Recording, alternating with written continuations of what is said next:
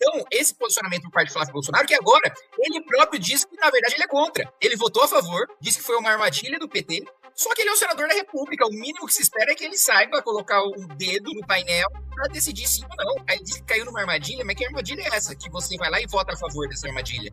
Todo mundo sabia do que o projeto se tratava. Ele, evidentemente, o Flávio, é um dos senadores, um dos congressistas despreparados, né, daqueles que não leem o que votam, daqueles que não têm nenhum aprofundamento teórico, por aí vai. Então, esse amadorismo dele, né, que leva a exercer um mandato absolutamente vazio de senador da República, como também passou completamente batido pela Assembleia do Rio de Janeiro.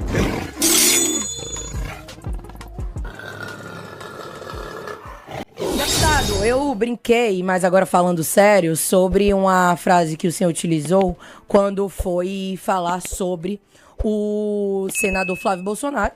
Você o chama, num tom de crítica, dura inclusive, de feminista de esquerda. Eu queria que o senhor trouxesse aqui a sua explanação sobre o assunto e especialmente sobre o termo utilizado ali na forma de criticar o senador Flávio Bolsonaro. Bom, o feminismo de esquerda é o feminismo contemporâneo, né? Acho que a Camille Paglia, que é uma feminista, deu uma definição muito interessante sobre esse feminismo que, na realidade, ele não busca a libertação, né?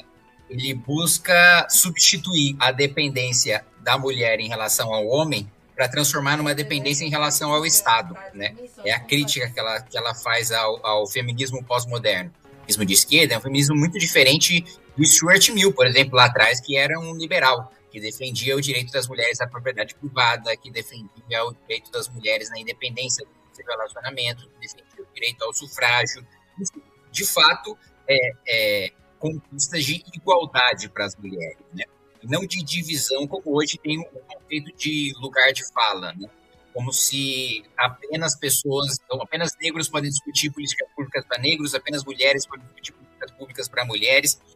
E esse projeto ele vem nesse sentido, né, de dar uma condição desigual legalmente em relação a ofensas contra mulheres e ofensas contra homens, né?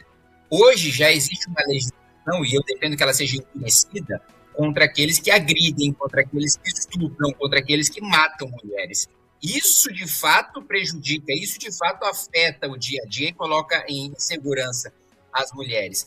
Agora, você colocar como um crime, aspas, intenção de ter aversão a mulheres, fecha aspas, isso é incompatível com o tipo penal. Isso é incompatível com uma legislação que pode dar 5 anos de cadeia, até 7 anos e meio, se for cometido com concurso de pessoas, né? Isso sem falar na equiparação ao racismo. Ainda que quem defenda que haja esse tipo específico da misoginia, não é racismo, não tem nada a ver com o antirracismo, né? A inclusão está absolutamente equivocada. Então, esse posicionamento por parte de Flávio Bolsonaro, que agora ele próprio disse que, na verdade, ele é contra. Ele votou a favor, disse que foi uma armadilha do PT, só que ele é um senador da República. O mínimo que se espera é que ele saiba colocar o dedo no painel para decidir sim ou não. Aí ele disse que caiu numa armadilha, mas que armadilha é essa? Que você vai lá e vota a favor dessa armadilha. Todo mundo sabia do que o projeto se tratava, né? Ele, evidentemente, o Flávio, é um dos senadores, um dos congressistas despreparados, né? Daqueles que não leem o que votam, daqueles que não têm nenhum aprofundamento teórico, por aí vai.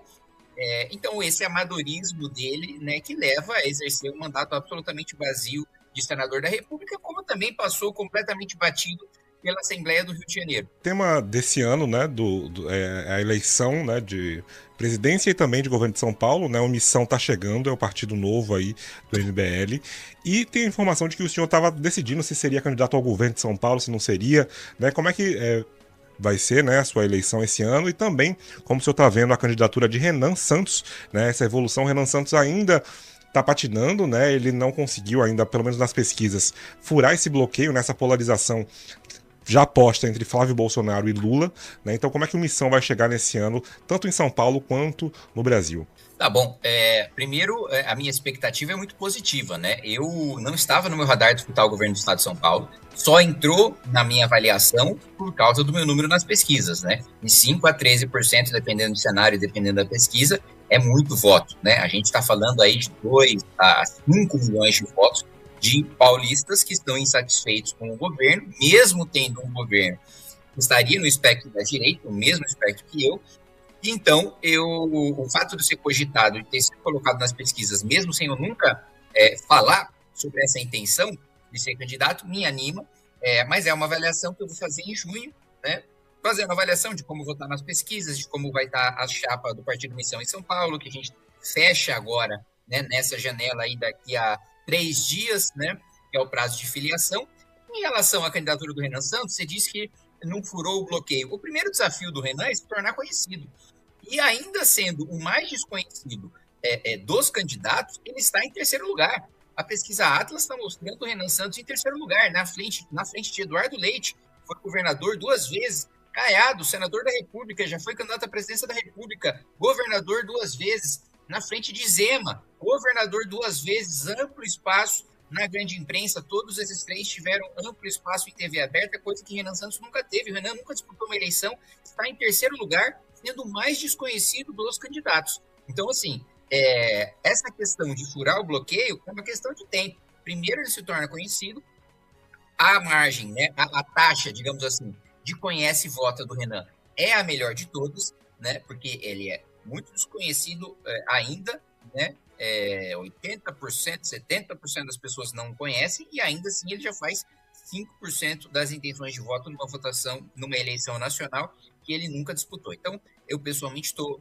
muito otimista com a candidatura do Renan, é o único que mistura 2 coisas que estão fora de moda na política brasileira. Primeiro é a honestidade e segundo, um programa sólido para qualquer área, para qualquer política pública que você queira colocar, das principais do país. Nós temos um programa muito sólido que nós estamos consolidando, terminando de consolidar agora, no que a gente chama de livro amarelo, que é o resultado de pesquisas de especialistas que trabalharam voluntariamente para o movimento, fizeram essas discussões, essas pesquisas, e que agora a gente consolida tudo isso no livro amarelo, que eu estou tendo o prazer aí de ser o revisor. Agora, deputado, o MBL, né, foi um movimento que impulsionou, né, os protestos aí contra a ex-presidente Dilma Rousseff e também é apontado como responsável pela ascensão da extrema-direita no Brasil, né, e também a chegada do bolsonarismo, né, que hoje, né, o senhor critica, né, o MBL critica. O senhor faria alguma autocrítica a respeito dessa última década, desses últimos 15 anos, né, do MBL? O movimento errou em algum ponto? O que o senhor poderia fazer de avaliação em relação a isso nesses últimos anos? Não, primeiro que eu não vejo nenhuma responsabilidade de MBL em ascensão de extrema-direita nenhuma. Pelo contrário, o MBL sempre foi um movimento, a exemplo do meu mandato, de propostas de defesa das instituições. Agora, nós somos radicalmente contra, né, a maioria esmagadora da classe política, da elite do judiciário, que aí está. Né? E nisso nós somos radicais. E as nossas propostas são as mais radicais para a economia, são as mais radicais para a segurança pública, são as mais radicais em relação ao Supremo Tribunal Federal. Estou terminando de desenhar uma PEC que construí durante anos para retirar o Supremo Tribunal Federal do Poder Judiciário. A gente sempre vê algumas medidas pontuais, né? Acabar com a decisão monocrática, ter mandato, tudo isso é importante. Mas nada disso resolve que o Supremo não perdeu o poder de julgar casos concretos, inclusive de julgar parlamentares. Porque, olha, se quem responsabiliza o Supremo é o Senado da República, quem julga o Senado é o Supremo Tribunal Federal, nunca ninguém vai punir ninguém.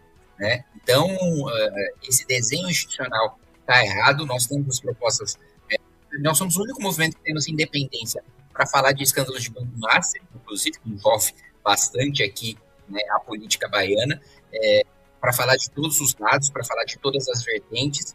E, então, a nossa postura, né, que muitas vezes as pessoas dizem, é agressiva, é incisiva, eu fico feliz que a principal crítica em relação ao MBL é que ele seja agressivo e incisivo, e não que ele seja formado por pessoas corruptas, despreparadas, a maior parte dos parlamentares que nós temos que não tem posição. Prefiro muito mais ser conhecido como alguém incisivo, que defende as minhas posições, que é agressivo, porque no cenário político brasileiro, no reino da canalice que impera na política brasileira, ou você é incisivo, ou você é agressivo, ou você é radical, ou você vai ser moído pelo sistema, ou se não for moído, você vai ter que integrá-lo. Então, assim, não tenho nenhuma autocrítica, acho que a gente é duro na medida correta, no nível de corrupção institucionalizada que a gente tem hoje. Se a gente não tiver pessoas com coragem para defender medidas duras, para enfrentar de maneira incisiva e agressiva os corruptos que governam o nosso país, todas as esferas, no legislativo, no executivo e no judiciário, o país nunca vai mudar. Deputado, quando o senhor fala, né, que fica feliz, inclusive, quando escuta que vocês são agressivos, incisivos, enfim, me preocupa a linha tênue disso com alimentar discursos de ódio. E hoje a gente vê, por exemplo, existe, é claro, um apelo a endurecimento de penas. Inclusive, a gente vive, né, casos sérios de feminicídios, violência contra a mulher crescendo absurdamente, o tráfico de drogas também dominando aí quase todas as regiões do país. E aí, de um lado, existe esse apelo, esse pedido da população de endurecimento de penas, enfim, de vocês endurecerem mesmo o discurso nisso. Mas será que a gente deixa, quando a gente foca nisso, a gente deixa de olhar, por exemplo, para a raiz do problema, né? Voltar mesmo para a educação desses meninos e dessas meninas. Aonde é que o tráfico domina? Quem é que cuida? Quem é que educa? O discurso de ódio que chega para essas pessoas, né? Em escolas nobres também. Classe média, classe alta, como é que esse discurso, essa agressividade, enfim, essa forma incisiva de se colocar em alguns assuntos pode repercutir em alguns nichos? Você me entende? Eu me preocupo quando você me traz... Eu queria que você definisse, antes de eu responder, o que é discurso de ódio na segurança pública. Não é na segurança pública, é discurso de ódio contra grupos específicos. Quando você, por exemplo, quando a gente vê um combate a uma opinião contra a deputada Erika Hilton na Comissão da Mulher, eu acho super válido, é uma opinião. Mas quando você vê, por exemplo, que existe uma luta contra a transfobia, e aí você, na sua opinião, chama a deputada Erika Hilton de homem, você entenda, não deputado federal Kim Kataguiri, você, indivíduo qualquer, chama de homem, para mim é alimentar um ódio contra o nicho específico. Não é contra a segurança pública, não. Não é contra a segurança pública, não. A minha preocupação é geral, é sobre temas diversos, inclusive sobre esses grupos, que a gente sabe qual eu estou falando, né? Grupos de mulheres, grupos gays, grupos de pessoas trans, grupo de pessoas negras. Essa é a minha preocupação. Começou falando sobre discurso incisivo e agressivo na segurança pública. Aí agora você está passando para o outro lado. Então, não, entendi não, então eu entendi errado. Não, então eu entendi errado. Entendi. O seu endurecimento, a sua forma agressiva e incisiva é mais em relação à segurança pública. Não, é em relação à segurança pública, mas também é contra o discurso identitário, né? Que é muito diferente você combater um discurso identitário, que é irracional, porque, veja, o que a esquerda pós-moderna coloca, né, que deixou de se preocupar com o material, que é a esquerda marxista clássica, que se preocupa com a infraestrutura, ou seja, as relações materiais de opressão, né, o chão de fábrica, a origem, né, de fato, da esquerda marxista, e passa a ser uma esquerda identitária que... O wokeismo, né? A cultura woke, como falam. É o wokeismo, isso. De maneira mais popular. Mas a partir do momento que você trabalha o identitarismo, que é uma construção de uma esquerda rica, geralmente de herdeiros, e a gente vê muito isso nas votações aqui em São Paulo, né? Quem vota mais no PSOL, que tem um discurso menos material e mais identitário, né, são os mais ricos e mais escolarizados. Mesmo no Rio de Janeiro, né? Aqui quem vota mais no PSOL é Pinheiros, é a Vila Madalena, da mesma coisa no Rio de Janeiro, o Leblon, a Barra, e por aí vai. Então, o primeiro ponto é o seguinte, esse discurso é absolutamente descolado da realidade. Né? A população mais pobre tem necessidades materiais muito mais rápidas do que pensar em lugar de fala ou interseccionalidade, que é para saber quantas minorias a pessoa acumula dentro de si, se ela é negra, se ela é mulher, se ela é trans e qual minoria que tem prioridade dentro desse ranking de minorias, que é uma construção acadêmica de quem tem muito tempo e muito dinheiro e pouca preocupação em pagar boleto.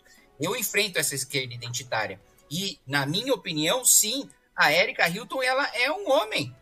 E ela tem o direito de existir, e ela tem o direito de se comportar, e ela tem o direito de, se quiser fazer cirurgia de transição de sexo, ela tem o direito de se vestir da maneira como ela se bem entender, ela tem uma maneira de se definir como bem entender, sem sofrer nenhum tipo de ataque, de ser atacada na rua, de ser morta, de ser agredida. Zero, defendo sua completa integridade física. Agora, isso não significa imunidade a críticas. Né? Ela chamou mulheres cis de imbecis, sugeriu que elas latem. Né? Ela sim destilou ódio na primeira posição de alguma relevância que ela ocupa dentro da Câmara dos Deputados, que ela passa a ser foco, ela reage dessa maneira, ela sim promove discursos de ódio. Agora, os 74% de brasileiros, e principalmente brasileiras, que não se sentem representados pela Erika Hilton na Comissão da Mulher, pelo fato dela não ser uma mulher biológica, isso não é ódio. Isso é uma questão de representatividade. Isso é uma questão de mulheres que estão olhando para a Erika Hilton e não estão enxergando os seus problemas lá. Né? Eu vi vários vídeos de mulheres falando sobre questões como violência obstétrica, como o problema de câncer de útero, como o problema de câncer de mama, e por aí vai. E elas gostariam de ver representados numa mulher falando sobre isso na presidência da Comissão da Mulher. Né? Então, eu não acho que isso seja discurso de ódio de nenhuma maneira. E outro ponto, você falou em questão da segurança, na raiz do problema a educação. Veja, o Brasil é um catástrofe na educação, mas existem países que, vamos lá, 50 países estão abaixo do Brasil no PISA, né, no exame médico, e que possuem mais segurança do que a gente. Então, a segurança pública passa um pouco por educação, mas é mito falar que é a educação que resolve o problema da segurança pública, ou a desigualdade social, que é a principal questão da segurança pública. Países muito mais pobres do que o Brasil têm um nível de segurança maior. Então, primeiro é uma questão de lei e ordem. É primeiro o criminoso saber que dá certeza da punição, que a punição vai ser dura, que ele não vai sair da delegacia antes da vítima, que ele pode, inclusive, sofrer uma prisão perpétua. Para estuprador, inclusive, eu defendo que tem a castração física, não química. Certeza da punição e punição dura, é isso que garante segurança. Né? A educação é fundamental para resolver outros problemas. A saúde é fundamental para resolver outros problemas. O desenvolvimento econômico é importante para resolver outros problemas. O problema da segurança é lei e ordem. Se inscreva para entender antes de todo mundo o que o Missão está planejando para 2026 e o futuro do Brasil.